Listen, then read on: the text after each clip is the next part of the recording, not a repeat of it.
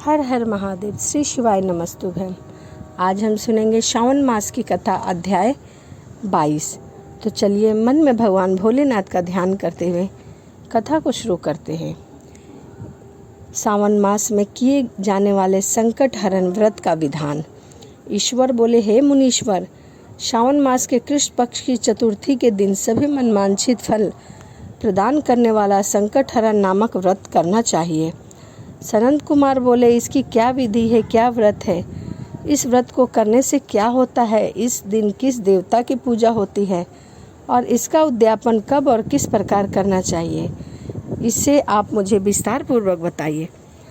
ईश्वर बोले, चतुर्थी के दिन प्रातःकाल उठकर दंत धावन करके इस संकट हरण नामक शुभ व्रत को करने के लिए संकल्प ग्रहण करना चाहिए। हे देवेश, आज मैं चंद्रमा के उदय होने तक निराहार रहूँगा और रात्रि में आपकी पूजा करके भोजन करूँगा।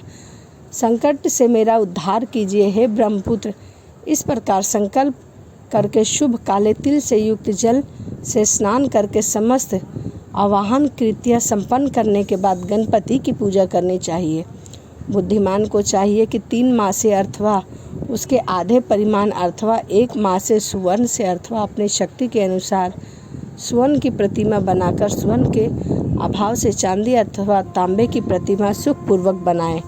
यदि वह निर्धन है तो मिट्टी की शुभ प्रतिमा बना ले, किंतु उसमें वित्त शयन ना करे, क्योंकि ऐसा करने पर कार्य नष्ट हो जाता है। अष्टदल कमल पर जल से पुण्य अथवा वस्त्र युक्त कलश स्थापित करे और उसके ऊपर पुण्य पात्र रखकर उसमें वैदिक तथा तांत्रिक मंत्रों द्वारा 16 उपचार से देवता की पूजा करे। हे विप्र, तिल युक्त 10 उत्तम मोदक बनाए, उनमें से 5 मोदक देवता को अर्पित करे, 5 मोदक ब्राह्मण को प्रदान करे।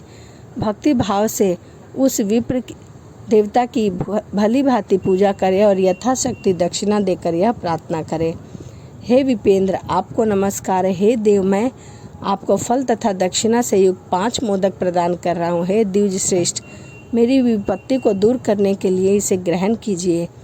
हे विप्र रूप गणेश्वर, मेरे द्वारा जो भी न्यून अधिक अथवा द्रव्यहीन कृत्य किया गया हो वह सब पुण्यता को प्रदान करने वाला हो। इसके बाद स्वादिष्ट अन्न से ब्राह्मणों को प्रसन्नतापूर्वक भोजन कराएं। उसके बाद चंद्रमा को अर्घ प्रदान करके उसका मंत्र प्रारंभ से सुनिए। हे क्षीर सागर से पारदोभिष्ट, हे शुद्धा रूप से निशाकार, हे गणेश की प्रीति को बढ़ाने वाले, मेरे द्वारा किए गए अर्घ को ग्रहण कीजिए। इस विधान के करने पर गणेश्वर प्रसन्न होते हैं और मनवांछित फल प्रदान करते हैं। अतः इस व्रत को अवश्य करना चाहिए। इस व्रत का अनुष्ठान करने से विद्यार्थी विद्या प्राप्त करता है, धन चाहने वाला धन पा जाता है, पुत्र की अभिलाषा रखने वाला पुत्र की प्राप्ति करता है, मोक्ष चाहने वाला उत्तम गति को प्राप्त करता है, कार्य की सिद्धि चाहने वाले का कार्य सिद्ध हो जाता है और रोगी रोग से मुक्त हो जाता है। विपत्तियों में पड़े हुए व्याकुल चित्त वाले, चिंता से ग्रस्त मन वाले तथा जिन्हें अपने सुजनों का वियोग हो गया हो, उन मनुष्य का दुख दूर हो जाता है। यह व्रत मनुष्य के सभी कष्ट का निवारण करने वाला, उन्हें सभी अभीष्ट फल प्रदान करने वाला, पुत्र पौत्र आदि देने वाला तथा सभी प्रकार की संपत्ति प्रदान करने वाला है।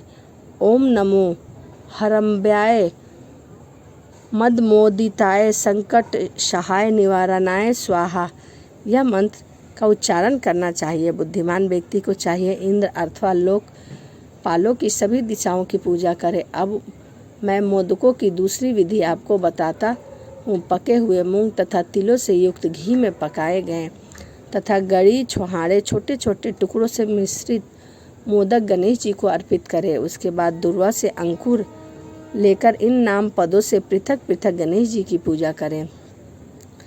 हे गणाधीश, हे उमापुत्र, हे अधमनाशक, हे एक दंत, हे इत्रवल्लभ, हे सर्वसिद्ध संपदायक, हे विघ्नराज, हे स्कंद्रुने, हे सर्व संकटनाशक, हे लंबोदर, हे गणाध्यक्ष, हे गौरी मंगलाय, हे धूमकेतु, हे बालभद्र, हे सिंदूर रासु मर्दनम, हे विद्या निदान, हे विकल्प, हे शूर्पकर्ण, आपको नमस्कार है। इस प्रकार इन 21 नामों का गणेश जी का स्मरण करें और उनकी पूजा करें। उसके बाद भक्ति से नम्र होकर प्रसन्न बुद्धि से गणेश देवता को इस प्रकार प्रार्थना करें। हे विद्याराज, आपको नमस्कार है। हे उमापति अधम नाशक, जिस उद्देश्य से मैंने यथाशक्ति आज आपकी पूजा की है, उसमें प्रसन्न होकर आप शीघ्र ही हृदय स्थित मनोरथ को पूर्ण कीजिए। हे प्रभु, मेरे समक्ष उपस्थित विधिवत प्रकार के समस्त विघ्न का नाश कीजिए। मैं यहाँ सभी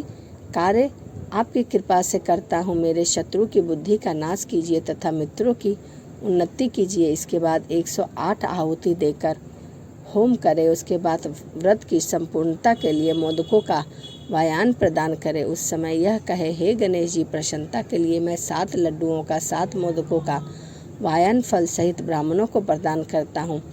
तदंतर हे सतम पुण्य दायिनी, कथा सुनकर इस मंत्र के द्वारा 5 बार प्रयत्न पूर्वक चंद्रमा को अर्घ प्रदान करें। क्षीर रोदावन शंभुत अत्रि गोत्र संध भव गृहास्ते मया दंत रोहिण्य सहित शशि क्षीरसागर में उत्पन्न तथा अग्नि गोत्र में उत्पन्न हे चंद्रमा रोहिणी सहित आप मेरे द्वारा प्रदन अर्घ को स्वीकार कीजिए।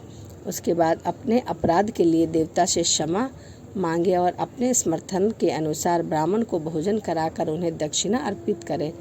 उसके बाद अभिष्ट भोजन को स्वयं ग्रहण करें। मौन होकर 7 ग्रास ग्रहण करें और अशक्त हो तो इच्छा अनुसार भोजन करें। इसी प्रकार 3 मास अथवा 4 मास तक विधान पूर्वक इस व्रत को करें। उसके बाद बुद्धिमान को चाहिए कि 5वें महीने में इसका उद्यापन करें। उद्यापन के लिए बुद्धिमान को अपने सामर्थ्यता के अनुसार स्वर्णमयी गणेश प्रतिमा बनानी चाहिए। उसके बाद उस भक्ति संपन्न मनुष्य को पूर्वोक्त विधान से चंद्रमा सुगंधित दर्भ अनेक प्रकार के सुंदर पुष्पों से पूजा करनी चाहिए और एकाग्रचित्त होकर नारियल केला फल से अर्घ प्रदान करना चाहिए। पायस से युक्त सूप के फल रखकर और उसे लाल वस्त्र में लपेटकर यह वायन भक्त ब्राह्मण को प्रदान करें। साथ ही स्वर्ण की गणपति की प्रतिमा भी दक्षिणा सहित उन्हें दे। व्रत की पुण्यता के लिए 1 आड़क तिल का दान करें। इसके बाद विघ्नेश्वर को प्रसन्न हो ऐसा कहकर देवता से क्षमा याचना करें। इस प्रकार उद्यापन करने से अश्वमेध यज्ञ का फल प्राप्त होता है और मनवांछित सभी कार्य सिद्ध हो जाते हैं। सतम पूर्व कल्प में स्कंद कुमार के चले जाने पर पार्वती ने मेरी आज्ञा से 4 महीने तक इस व्रत को किया था। तब 5वें महीने में मैं पार्वती ने कार्तिकेय को प्राप्त किया। समुद्र पान के समय अगस्त्य जी ने इस व्रत को किया था और 3 माह में विघ्नेश्वर की कृपा से उन्हें सिद्धि प्राप्त हो गई। हे विपेंद्र, राजा नल के लिए दयंती ने 6 महीने तक इस व्रत को किया था। तब नल को खोजती हुई दयमंती को वो मिल गए। जब चित्रलेखा अनिरुद्ध को बानासुर के नगर में ले गए तब वह कहाँ गया, उसे कौन ले गया, यह सोचकर प्रत्युम्न व्याकुल हो गए। उस समय प्रत्युम्न के पुत्र शोक से पीड़ित देखकर रुक्मिणी से प्रेम पूर्वक उससे कहा, हे पुत्र, मैंने जो व्रत आपके घर में किया था उसे मैं बताती हूँ, उसे ध्यान पूर्वक सुनिए। बहुत समय पहले जब राक्षस तुम्हें उठा कर ले गए थे तो तुम्हारी वियोगजन्य दुख के कारण मेरा हृदय विदीर्ण हो गया था। मैं सोचती थी कि मेरा पुत्र अति सुंदर मुख कब देखूंगी। उस समय अन्य स्त्रियों के पुत्रों को देखकर मेरा हृदय विदीर्ण हो जाता था, कहीं अवस्था साम्य हो, मेरा ही पुत्र तो नहीं।